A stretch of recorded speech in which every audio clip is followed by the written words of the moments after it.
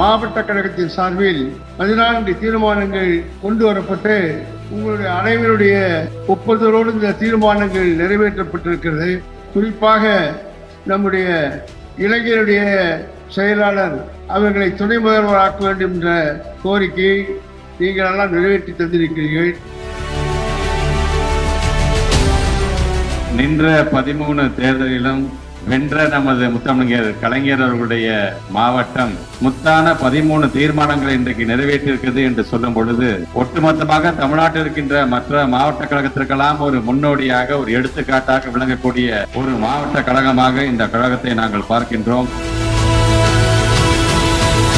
அதுவும் பொது உறுப்பினர் கூட்டம் கூட்டின நாளே பாத்தீங்கன்னா ஐயா சோழமண்டலத்துடைய தளபதி என்று பாராட்டப்படுகின்ற ஐயா கோசி மணி அவர்களுடைய பிறந்த தினம் என்று இன்றைக்கே அதை கூட்டியிருக்கிறார் என்று சொல்லும் போது இந்த 13 தீர்மானத்தையும் நிறைவேற்றி தருவதுதான் ஐயா அவர்களுக்கு நாம் செலுத்துகின்ற ஒரு மிகப்பெரிய ஒரு பெருமையாக இருக்கும்.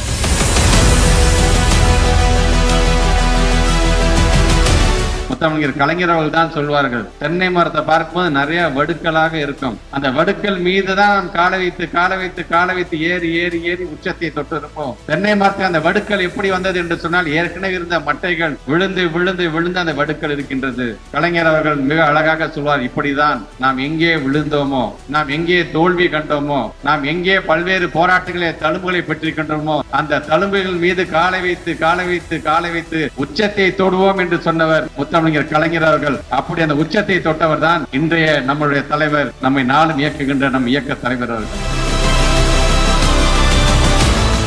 நம் இயக்கத்தினுடைய வாழ விழா பல வெற்றிகளை கண்டிருக்கின்ற இயக்கம், பல தோல்விகளையும் கண்டிருக்கின்ற இயக்கம். அதை தாண்டி 75 ஆண்டு காலம் ஒரு இயக்கம் இன்றைக்கு வெற்றிகரமாக நடைபெறுகிறது என்று சொன்னால் நமக்கு இருக்கின்றது என்பது தந்தை பெரியார், பேரறிஞர் அண்ணா, முத்தமிழர் கலைஞர் நமக்கு வகுத்து தந்த அந்த கொள்கை. ஆக அந்த விதத்தில் நாம் தஞ்சை மாவட்டத்தை சார்ந்திருக்கின்ற நமக்கான பெருமையாக அந்த 17ஆம் தேதியை நாம் கொண்டாட வேண்டும்.